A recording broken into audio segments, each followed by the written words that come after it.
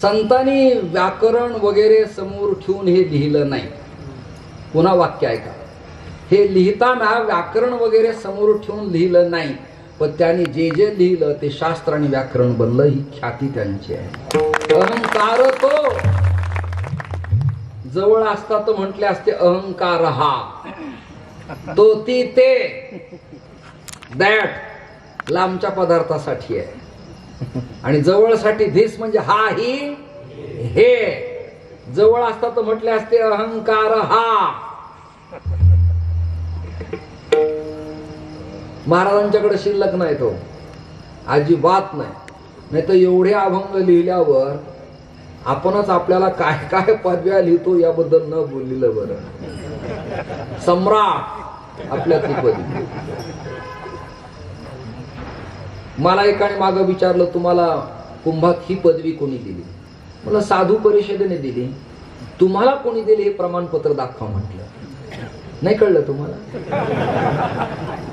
विद्यापीठाने दिली आहे, एखाद्या धर्मसभेने दिली आहे, एखाद्या ट्रस्टने दिली आहे, नाही या कक्षेमध्ये कोणी दिली आहे? कोणी स्वयंघोषित बरीच मंडळी आहे, आणि संत कृपांकित कमी मंडळी, साधू कृपांकित कमी मंडळी, वाङ्मय कृपांकित कमी मंडळी आहे. विद्यापीठे पातळीला प्रत्यक्ष सर्च केली कमी मंडळी. जे आहे ते आहे, जे नाही ते नाही.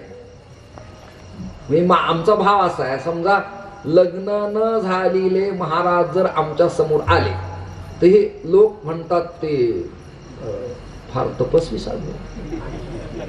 मी म्हणलं झालं नसेल रे, उगं बावळट सारखं तपस्वी विनाकारण म्हणायचं. झालं नसेल त्याचं, किंवा होऊन मोडला असं, किंवा झाल्यानंतर दोघांना ऍडजस्टमेंट करता आली नसेल. मी म्हणत नाही, माझ्या बोलण्याला शास्त्रीय आधार आहे. अशक्त सहज साधू निर्धनो ब्रह्मचारी च वृद्धा नारी पतिव्रता. माझ्या बोलण्याला प्रमाण आहे. बिना प्रमाणात तुमच्या समोर मी मांडेल कसे विषय? कारण आज ना उद्या या क्लिपा समाजासमोर येणार आहेत, मला समोर जावं लागणार आहे. तुम्ही मोकळे व्हाल. विठाला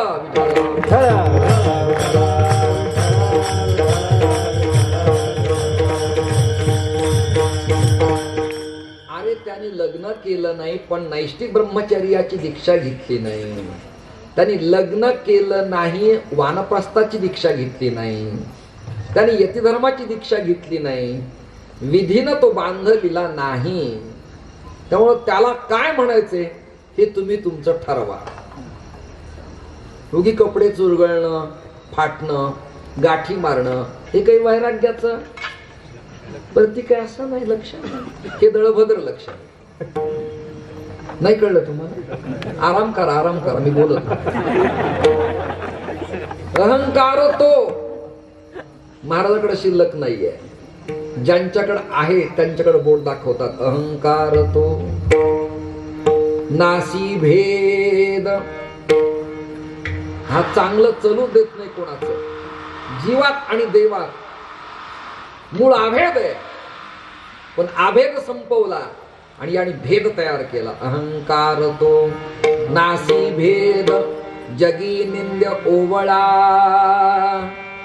वेगळं वर्तन करणारा, पण जो अशा पवित्र मातृपितृ चरणांच्या कुळी जन्माला येतो आणि जन्माला आल्यानंतर परमार्थाच्या पथावरती जातो, आणि ज्याला अहंकाराचा कधीही स्पर्श होत नाही असा एखादा जर कुणी असेल तर नातळे तो धन्य यासी.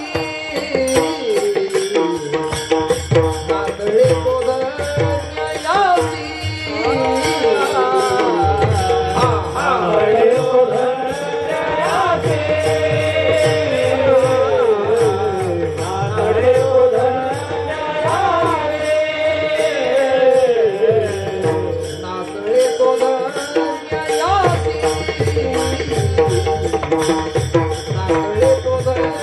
Oh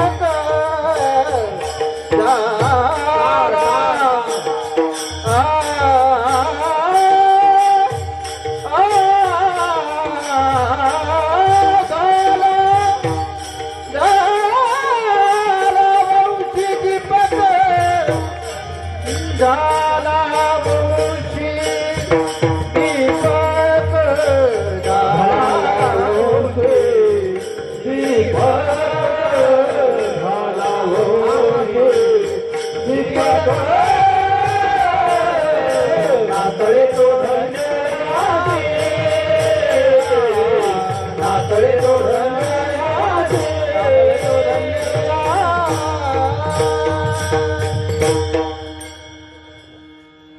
सर वरचीवर मला आता काळी दोन सुद्धा खूप चढा व्हायला लागला. पांढरी दोन काळी एकला मला झेपवतच नाही आता हे. पण जे जुळलंय ते जुळलंय, आपण आनंद उपभोगायचा. नाही आता काय, आता कशाला एवढा लांब आलो, कमी करू नका आता.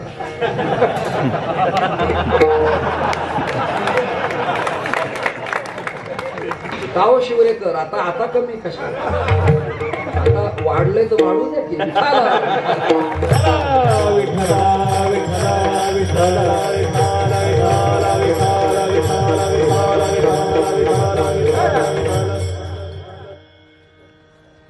नातळे तो धन्य याशी जो या अहंकाराच्या प्रकरणात अडकत नाही, असा तो धन्य याशी तो धन्य झाला वंशी दीपक. खरा तो परमार्थातल्या कुटुंबाच्या वंशाचा कुलदीपक. मग कोणती कोणती यादी आपल्याकडे यांची थोरली यादी आहे. ते हे निवृत्तीनाथ ज्ञानेश्वर सोपान निवृत्तीनाथ ज्ञानेश्वर सोपान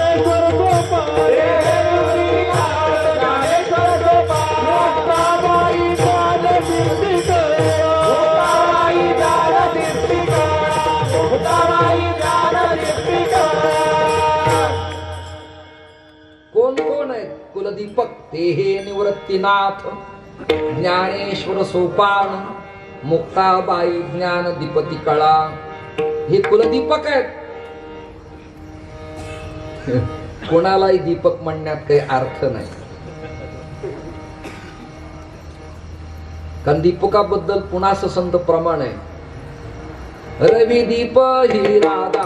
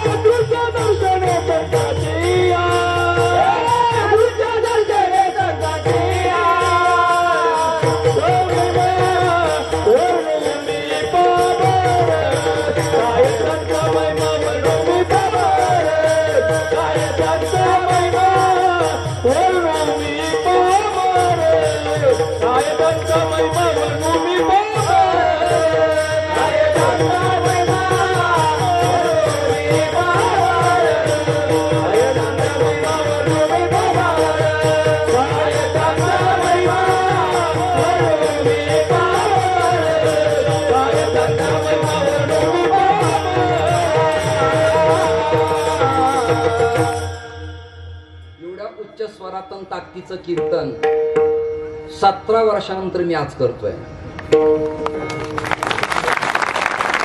अत्यंत शांत कमी आवाजात कमी स्वरात मी कीर्तन करतो, कारण सगळा आवाज एकाच गावात चैत्रात आत्ता खर्च केला तर 2 महिने जगायचे.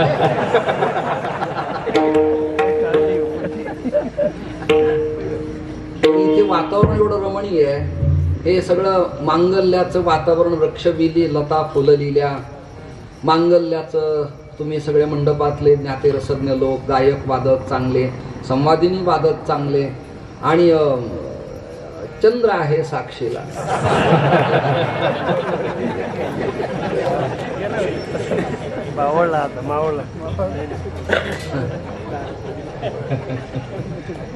काय योग आहे.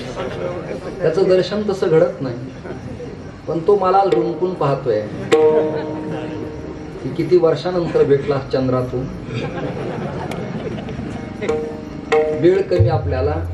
रवी दीप हिरा दावी ती देखणे अदृश्य दुनशने संतांची या. आता असे रवी, सूर्य, दीप म्हणजे दिवा, अंधकारातली गोष्ट प्रकाशात दाखवू शकतात, परंतु जे प्रकाशालाही दिसत नाही असं अदृश्य जे ब्रह्म आहे ते संत दाखवतात, म्हणून ते खरे दीपक आहे. खरे दीपक ते तैसी दीप कलिका दाकुटी ज्ञानोबा वर्णन करतायत. कळलं काय गोड चिंतन आहे. किंबहुना मी अविवेकाची काजळी,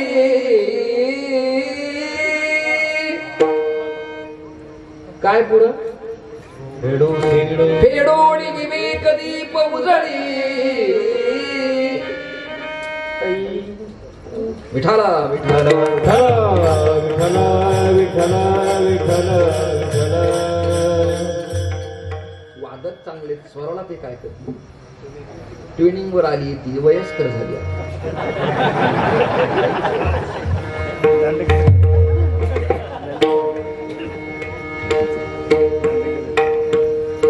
पूर्वी ते पॅरिसचे स्वर मिळायचे आणि उलटांचे स्वर पण खूप चांगले असायचे.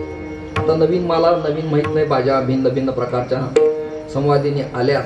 मी एकेकाळी सर मला गाणं आवडायचं, सरांना विचारा, वादनही आवडायचं, पण 7-7 दिवस पखावज वाजवणं, चाली म्हणणं आता परवडत नाही.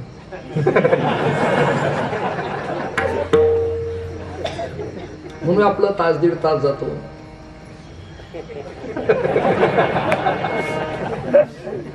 रोज तेजी म्हणजे उत्तम असल्यामुळं काल चांगला उत्तम आहे. संतांना त्या काळात त्रास सहन करावा लागला, आम्हाला चांगला काळ आला.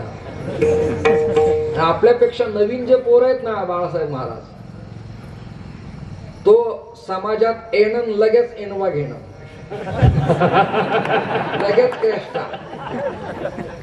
मला अजूनही लोक विचारतात तुम्ही कधी घेणार आहेत. म्हणलं मी फॉर्च्युनर घेणार आहे, पण कीर्तन बंद पडल्यावर. लोक म्हणले असं उलट सूत्र का. अरे म्हणलं तिला 7चं आणि 8चं आवरेज आहे म्हणे. देणार आणि प्रेमाने म्हणावं आम्हाला तुमच्यावर खूप भावना असल्यामुळं हे 5,000 दिलेत. कुंडली कवर हे तिला टोल नाक्याला पुरत नाही. त्यापेक्षा जुनी वापरलेली बरी, पेटी असू गाडी असू, ट्विनिंग करून घेता येईल. विठाला विठाला विठ्ठला विठ्ठला विठ्ठला हे आपलं हसत खेळत प्रेमाने कसा तरी 1-1.25 तास आनंदात घालवायचा आहे. येणारा काळ आनंदात जाणं फार महत्वाचं आहे. म्हणजे शास्त्रींनी आनंदाचे सिद्धांत नावाचं प्रकरण केलं, तुम्ही सर्च करून पहा. अत्यंत फलदायी आहे. शिवर माझं फार जुनं गाव आहे बरं का. फार जुनं गाव.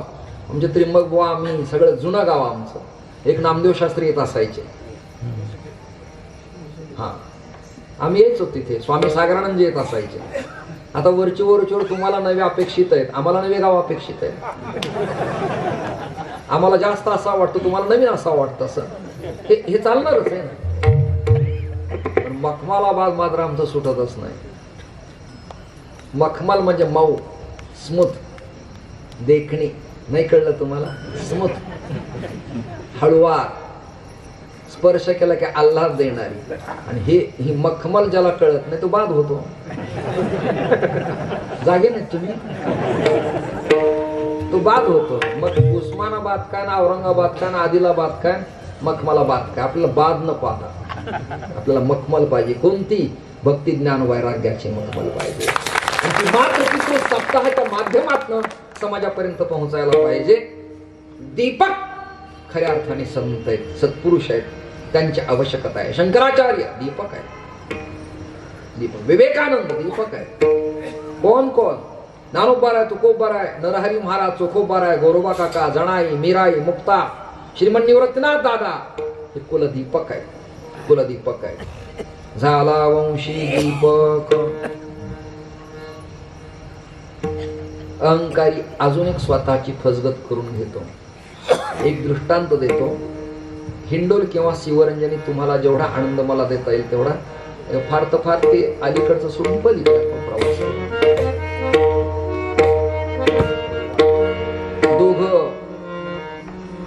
दोघं MBA बरोबरच करत होते. फॉर एक्झाम्पल पुण्यातली नाशिकातली गोष्ट आहे.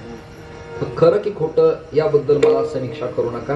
मी दृष्टांत देतोय फक्त नमुन्यादाखल कळावं म्हणून. दोघांचं जाणं एकाच गाडीवरती व्हायला लागलं आणि त्या बसण्या बोलण्याचं पर्यवसन प्रेमात झालं. तिने त्याची ज्ञाती विचारली नाही आणि त्यानं तिचा वर्ण विचारला नाही. दोघं प्रेमात पडले.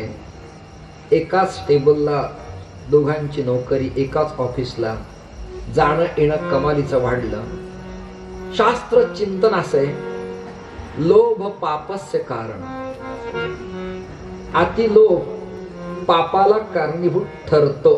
त्यात मातृत्वाचा ओलावा नसेल तर, बंधुत्वाचा ओलावा नसेल तर, आणि ही माझी भगिनी आहे हा ओलावा नसेल तर परस्परातलं जाणं येणं हे पापास प्रवृत्त होतं. लोभ पापस्य कारण. अतिपरिचयात अवज्ञा संतत गमनात अनादरो भवती. जाणं येणं प्रचंड वाढलं आणि तिने एक दिवस विचारलं की मी माझ्या सगळ्या कुळगोत्राला घरच्यांना सोडून मला असं वाटतं की आपण दोघांनी एकत्र यावं. तो म्हणून आपण एकत्र आहोतच की. आता बोलता बोलता 2-3 वर्षापासून आपण एकाच कंपनीत राहतो, एन्जॉय करतो, फिरतो, लोणावळ्याला जातो, खोपोलीला जातो, कामशेतला जातो, माथेरानला जातो. फक्त माथे फिरत नाही एवढंच. मी नाशिकात येतो, मला तुझ्याबरोबर फिरायला आवडते. म्हणजे मला पण खूपच आवडतं. पण हे असं असण्यापेक्षा आपण दोघांनी एकत्र आहे. मला नेमकं काय एकत्र यायला म्हणजे, अरे आपलं लग्न व्हायला हवं. लग्न काय झालं, आपण कोर्ट मॅरेज करून टाकू. कोर्ट मॅरेज हा कायदा आहे, वैदिक लग्न हा विधी आहे. पण यापेक्षा पुढचं बोलतो, दोघांचं परस्पर एकत्रित येणं हा एक संस्कार आहे. संस्कार आहे. हा संस्कारांचा अभाव आहे. क्षमा मागतो. अशी लग्न बहुधा टिकत नाहीत असा बऱ्याच अभ्यासकांचा कयास आहे. या मताशी तुम्ही सहमत व्हा असं माझं अजिबात मत नाही. ते दोघांचं लग्न पार पडलं आणि झाले. आता प्रपंचाला सुरुवात झाली. 4-6 महिने दोघांचं बोलणं, बसणं, खाणं पिणं. आता त्यांनी सांगितलं की तुलाही पण गाडी घे, मलाही गाडी राहू दे. तुझं ऑफिसची वेळ, माझ्या ऑफिसची वेळ, कधी शिफ्टही बदलल्या जाते. ती म्हणजे होणार आहे. मला तर हल्ली असं झालंय, बॉस 5ला जरी कंपनी ऑफिस कामकाज संपलं तरी 9-10 वाजेपर्यंत आग्रह करतात आणि थांबावं लागतं. त्याने ते समजून घेतलं, हे बघ काम आहे, ड्युटी फॉर ड्युटीचे, कर्तव्यासाठी कर्तव्य करावं लागतं. आमच्याकडं बघितलं लोकांना वाटतं ही शिकलेली नसतातच काही की. आम्हाला म्हणजे असं वाटतं की ही बहुतेक जगणारी किंवा काही न कळणारी मागणारीच लोक आहेत असं वाटतं. एकदा गाडीत मला डोक्याला थोडा वेदना व्हायला लागल्या प्रवासानं, म्हणून मला डोकं न दुखावं म्हणून मी मेडिकल दुकानासमोर गेलो. तो दुकानदार मला चल चल चल पुढं चल चल.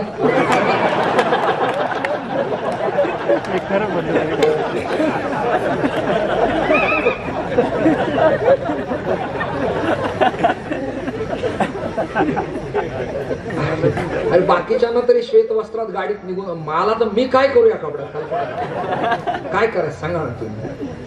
मी त्याला जवळजवळ म्हणालो, इकडे ये तू, माझं तुझ्याशी काम आहे. My qualification doctor of literature and doctor of philosophy and bachelor of natural yoga science complete. तुम्हाला हो सर, हो सर, स्वाईस. तुला लायसन्स आहे, तुला विकत घेईन मी. हे खोके दुकान सांगू नको, लायसन्स एक विकत घे. हे लोकांना आमच्याकडे पाहायला वाटतं मागणार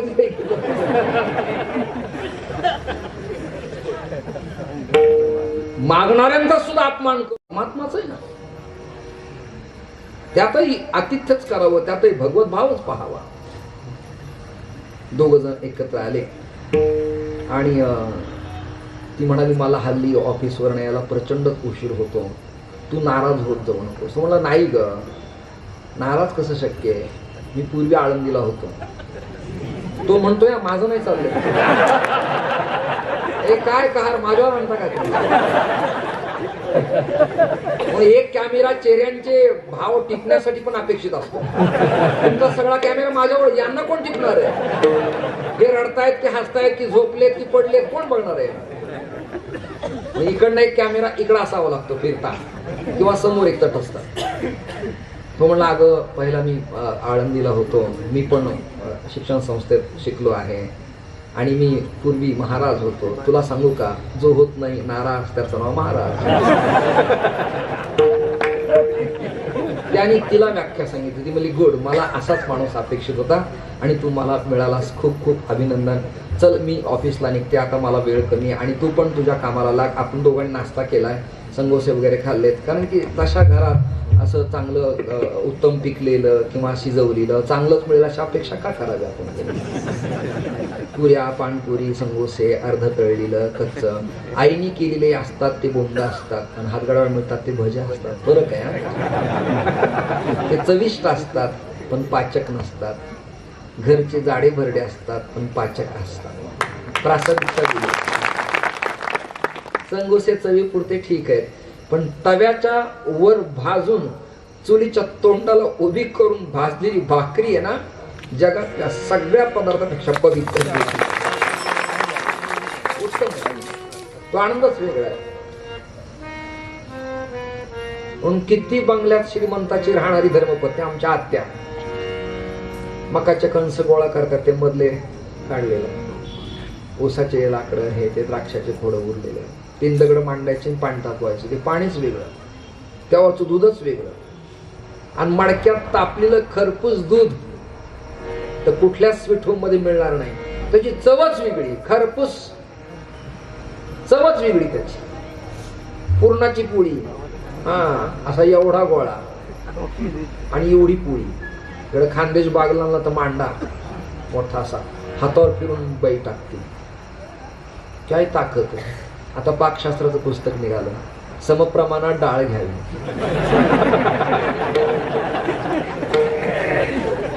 ऐकता का? समप्रमाणात गुळ घ्यावा, कणिक भिजवावी, ती मुरू द्यावी, मग ती लाटावी, मध्ये पुरण घालावे, वरून पडदा बंद करावा, त्याला तव्यावरती ठेवावे, गॅस सुरू करावा, बंटीला शाळेत सोडावं, घरी यावं, तेव्हा त्या पुरणाचं जळगाव व्हावं. अरे पुस्तकी ज्ञान नाही, अनुभवजन्य ज्ञानाला महाराष्ट्रात किंमत आहे, भारतात किंमत आहे. वंदे मातरम म्हणण्याची ज्यांना लाज वाटती ते भारतीय नाहीत. राम शब्द ज्यांना नको वाटतो ते माणसं नसून आसुर आहेत. कळलं का?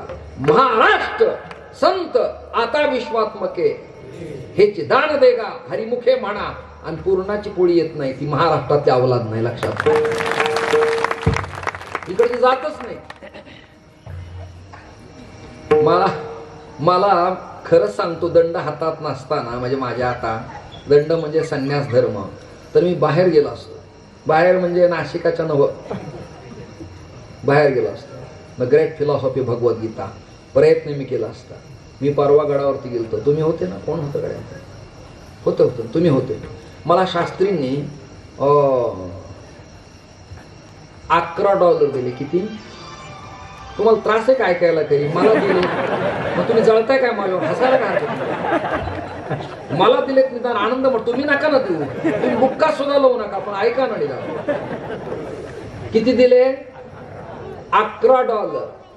आमचा अमर म्हणला एवढा मोठा गड, एवढी मोठी संपत्ती, महाराजांची ऑडी गाडी, इंडिवेअर, फॉर्च्युनर, 11 नोटा दिल्या. त्याने हात कसा केला? 11 डॉलर. म्हणलं तुला कळत नाही म्हणतो ड्रायव्हर आहेस तू. वेड्या तुला कळत कसं नाही. अरे हे काही सामान्य नाही. एका कागदाच्या नोटेवरती 50 रुपये दिले होते. किती? असे 11 डॉलर दिले. तर एका 50च्या नोटीची त्या देशातली किंमत आपल्याकडे होतीये 3000. किती? आता 3 गुणिले 11 करा. किती झाले? मोठ्याने बोला ना. हा किती झाले? 33,000. मला 10 मिनिटात प्रेमाने दूध पिऊन मिळाल्यावर मी रात्री बोंबलाला फिरू कशाला मारायला. याचे दान दे.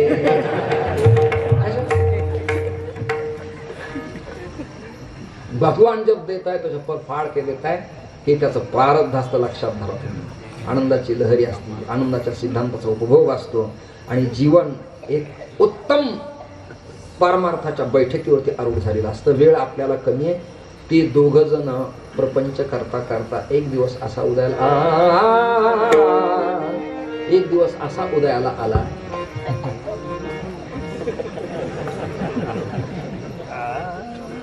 तो म्हणला आज मी तुला लग्नानंतर 6-7 महिने काही बोललो नाही. पूर्वी आपण एकत्र राहिलो, पण आता आपण रीतसर लग्न केलंय आणि मी तुझ्यावर जीवापाड प्रेम करतो. तू मला ओवाळून टाकलंस. आपण कोणी जाती धर्म शिक्षण काही विचारलं नाही.